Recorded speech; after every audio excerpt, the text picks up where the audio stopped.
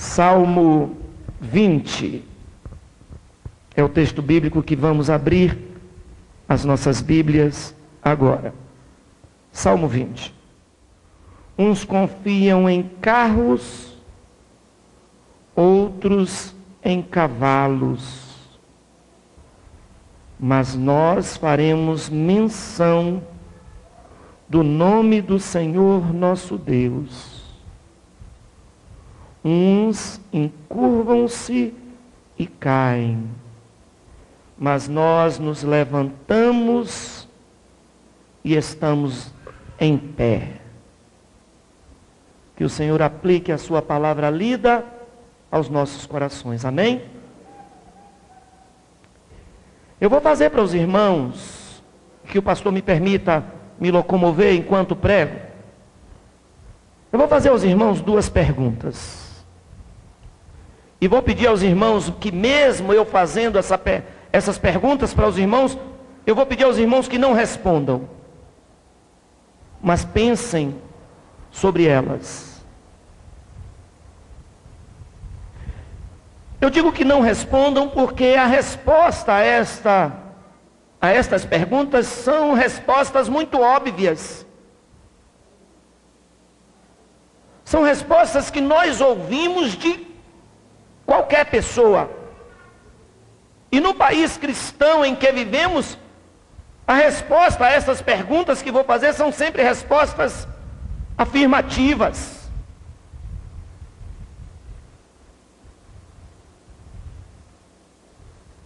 A primeira pergunta que quero lhe fazer, meu irmão e minha irmã, e quero que você preste muita atenção, apesar da simplicidade da pergunta. Você crê em Deus?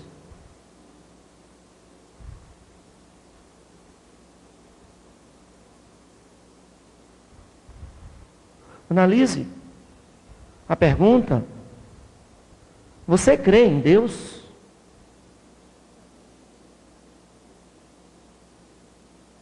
A resposta a essa pergunta é desnecessária.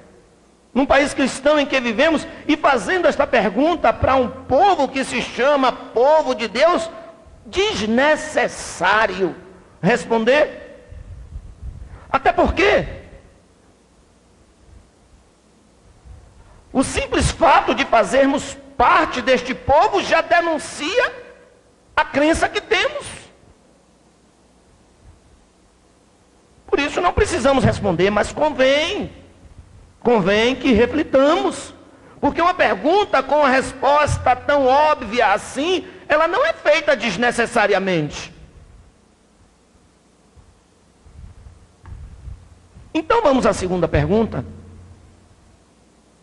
Que devo dizer, se a primeira pergunta, ela traz consigo uma obviedade muito grande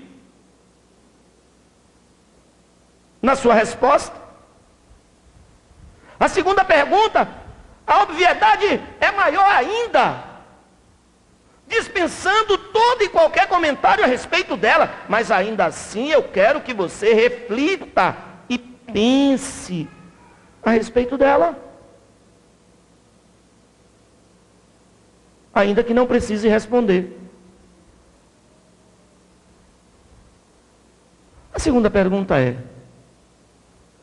Deus é digno da nossa confiança? Será que Ele é digno da nossa confiança?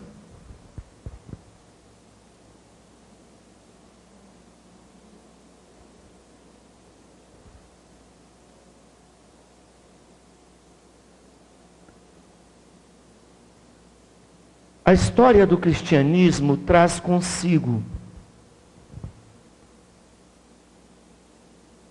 dois tipos de opositores ao cristianismo. Um deles, aqueles que se dizem ateus declarados, que não creem na Bíblia, que não creem em Deus, que não creem no seu Cristo, que não creem na história do povo de Deus e na manifestação de Deus na história desse povo, os chamados, ditos, nominados ateus. Mas existe um outro segmento também na história do cristianismo, que diferentemente dos primeiros, manifestam-se teoricamente crentes em Deus, mas que na sua prática diária vivem como se Deus não existisse. Os irmãos diriam que essas pessoas não existem? Pergunta para qualquer pessoa aí fora: você crê em Deus? Sim, claro que creio em Deus, óbvio. Como não crê em Deus?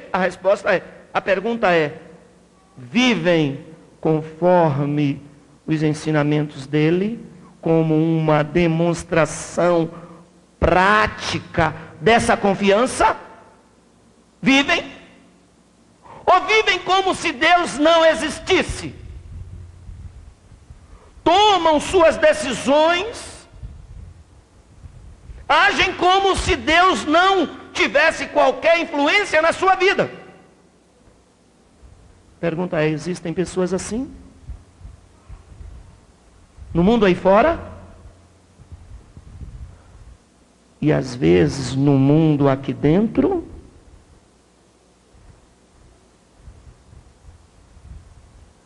Eu vou dizer um negócio, pastor, e o senhor, por favor, me permita.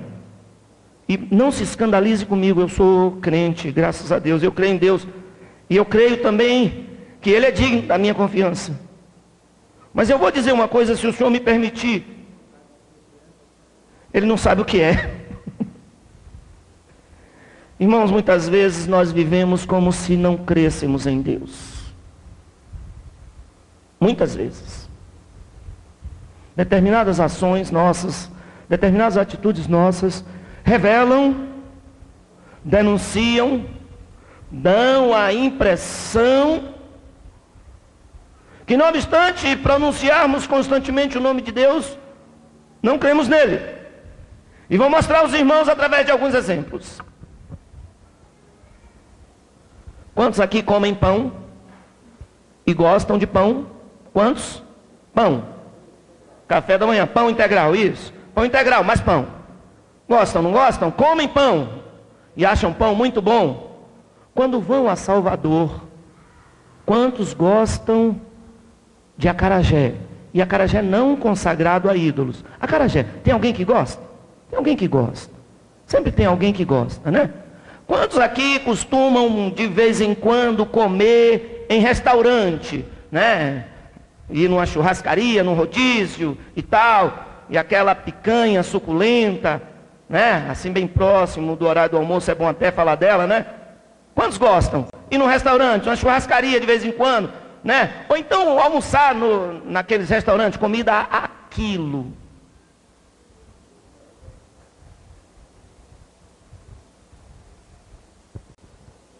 Muitas vezes nós confiamos mais no padeiro do que em Deus.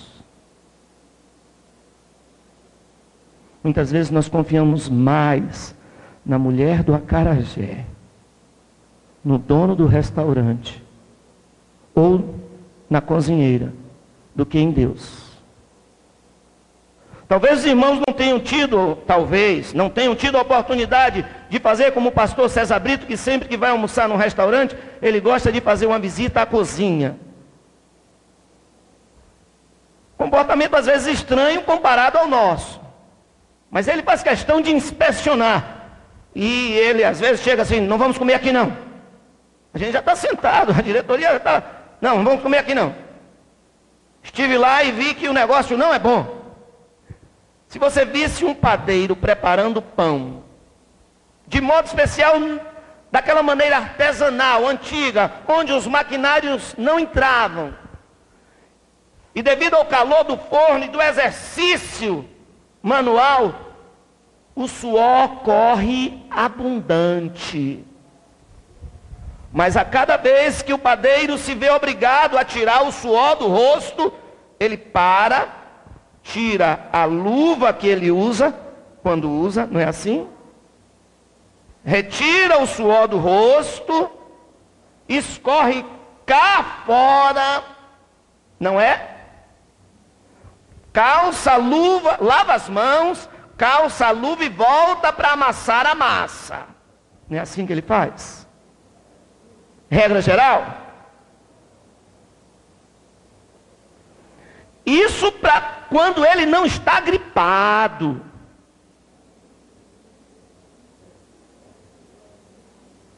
Está parecendo um absurdo isso que eu estou dizendo para os irmãos. Mas você acha que cada vez que, porventura, ocorrendo isso, você acha que as normas sanitárias são rigorosamente obedecidas? Você acha? Você crê mesmo nisso? Ou você prefere crer que não são sim as normas da vigilância sanitária são cumpridas ao extremo, austeramente? Você prefere acreditar nisso para continuar comendo pão, sim ou não? Porque se você parar para analisar, você para de comer pão. Você prefere acreditar que o padeiro é gente boa e digno da sua confiança para que você não só coma, mas sirva aquele pão a toda a sua família. Você prefere crer. O mesmo vale para a baiana do acarajé.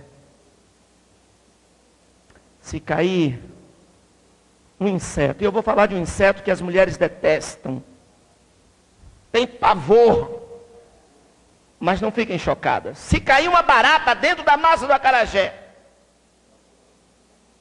a baiana do acarajé, ela não vai, de modo algum, simplesmente por aquelas duas pestanas, as antenas da barata, ela não vai fazer isso, pegar assim, simplesmente pela antena, ela não vai fazer isso.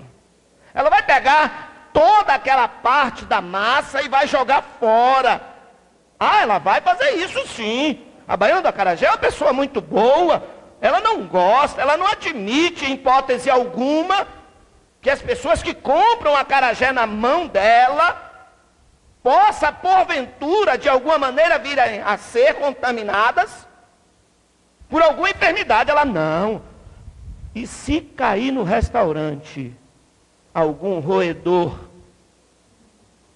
dentro da panela de feijoada que vai ser vendida no sábado, diz: pastor, é melhor parar. É melhor parar.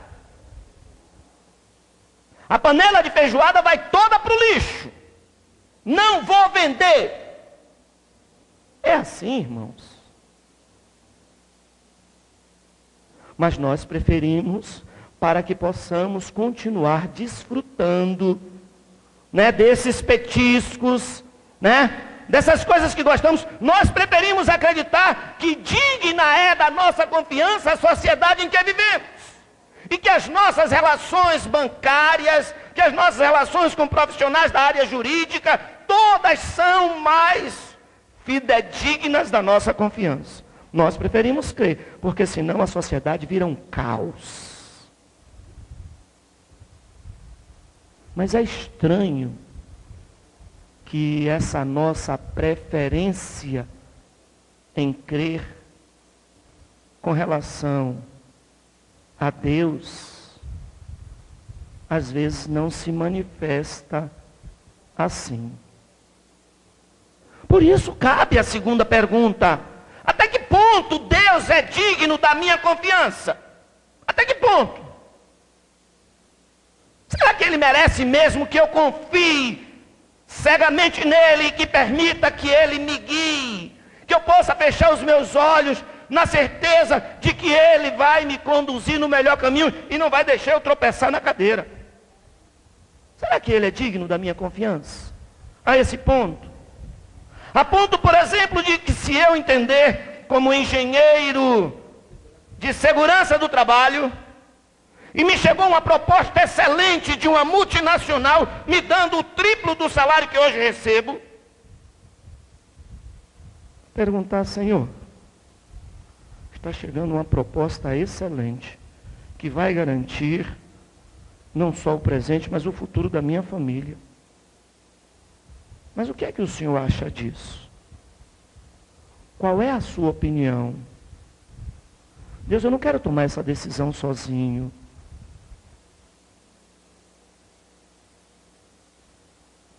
Esse era um hábito antigo, não era, pastor? Que toda a igreja,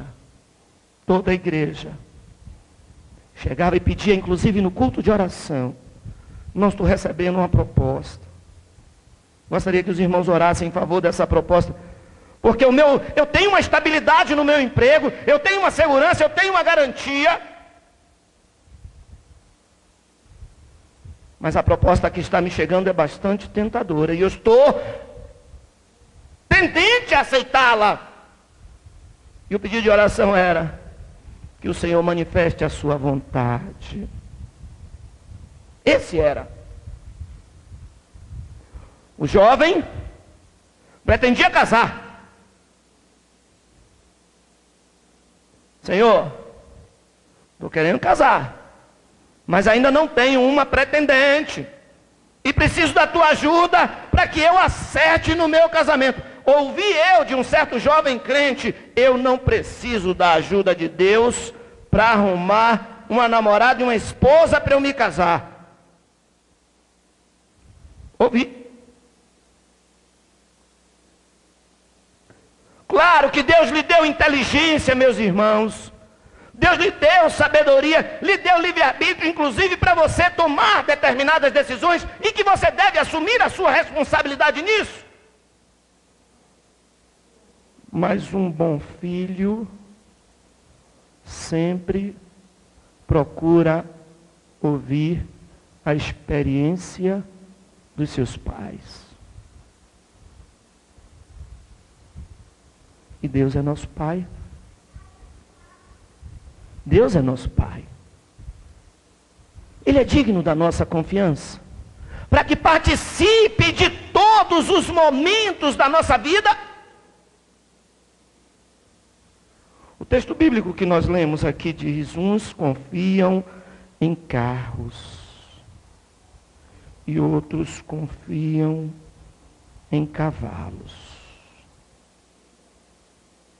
Carros e cavalos, na época em que esse texto bíblico foi escrito, irmãos, era símbolo de força e de poder.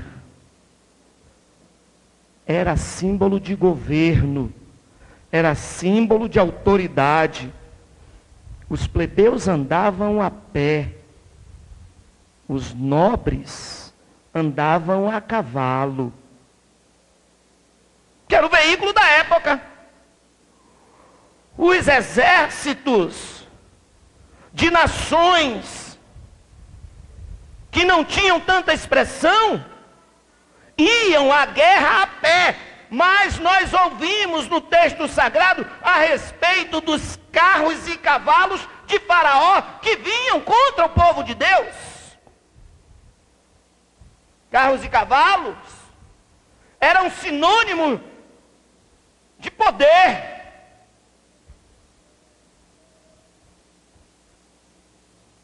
O que tem sido sinônimo de poder nos nossos dias? O que tem sido? Economicamente falando, poderíamos dizer, uma conta bancária vultuosa,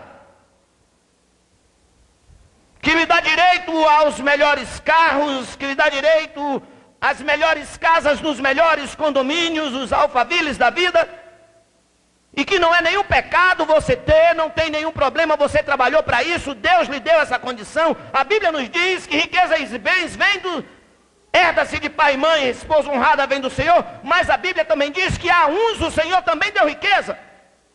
Mas nos diz, se as vossas riquezas aumentam, não coloque a confiança nelas. As nossas riquezas não são nosso carro. Nosso bom emprego não é carro e cavalo para a gente. Porque o texto bíblico nos diz, irmãos, uns até pode existir estes, que colocam a sua confiança no seu poder, no poder que tem, carros e cavalos. Mas nós somos diferentes. Porque nós, diz o texto bíblico, faremos menção do nosso Senhor e Deus. É isso? Faremos menção do nosso Senhor e Deus. É isso? Diferentemente do povo aí fora, a nossa confiança vai estar no nome do Senhor nosso Deus. Não é? Veja, irmãos, o texto bíblico, para nós que somos povo de Deus, basta o poder que há no nome do nosso Deus. Basta o poder do nome. Quanto mais Ele. Veja quão grandioso, quão poderoso, quanto o Senhor é. O Senhor Deus a quem amamos e servimos. Digno da nossa confiança. Digno. Algumas pessoas depositam, fazem carros e cavalos, fazem de carros e cavalos a sua confiança, no sentido do seu poder de argumentação. Seu poder de argumentação. Tem uma oratória muito boa, tem uma dicção perfeita, tem raciocínios lógicos, lúcidos, e não precisam saber o que Deus acha ou deixa de achar a respeito do que Ele vai fazer ou dizer com as suas palavras. Não dependem. Seu carro e cavalo é o seu poder de argumentação. E todas as vezes que ele entra num debate, ele ganha todas. E aí faz com que ele se envaideça, se encha. Porque em todas as discussões só quem leva vantagem é ele. Antes de partir para um debate, ele não chega diante do Todo-Poderoso para dizer: eu sou teu servo, preciso da tua ajuda, da tua orientação, guia a minha mente, me dá discernimento e sabedoria. Porque a nossa luta não é contra a carne nem contra o sangue. Eu posso até vencer um debate, mas posso ser derrotado na forma e no amor. Me recordo do texto bíblico quando Senequaribe, lá no livro dos Reis,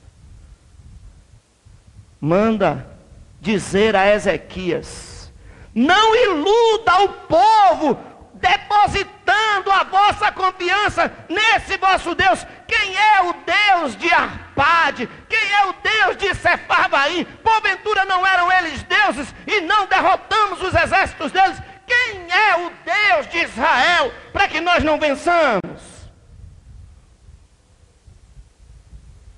Senequaribe estava cheio de si, confiado nos seus carros e nos seus cavalos.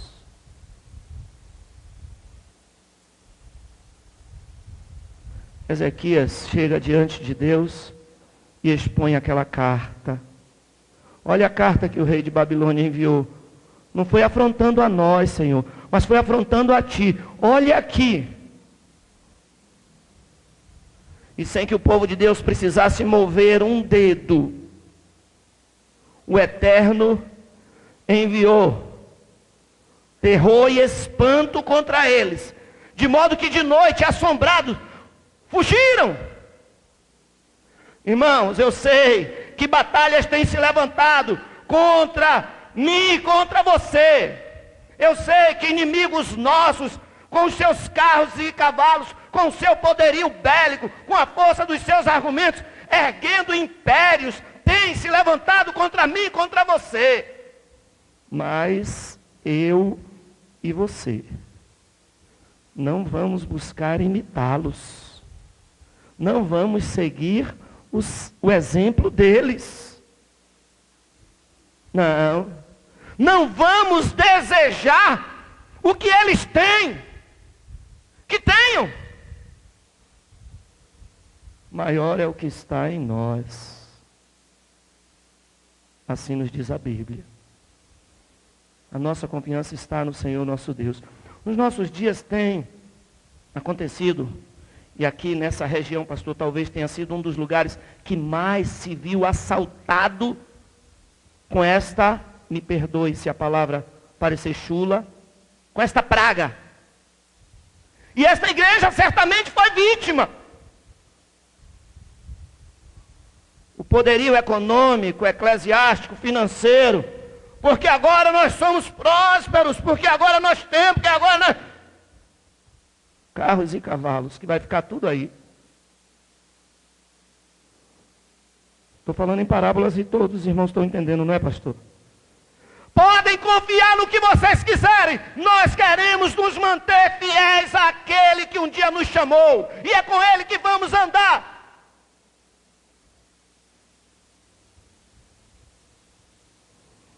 É a história que no tempo próprio vai mostrar quem é quem. Carros e cavalos são aparência.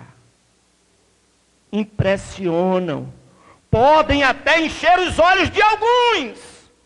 Mas, ainda que o nome do Senhor nosso Deus seja algo impalpável em termos humanos, ainda que o nome do Senhor nosso Deus seja algo não concreto, mas é algo que merece a nossa total confiança.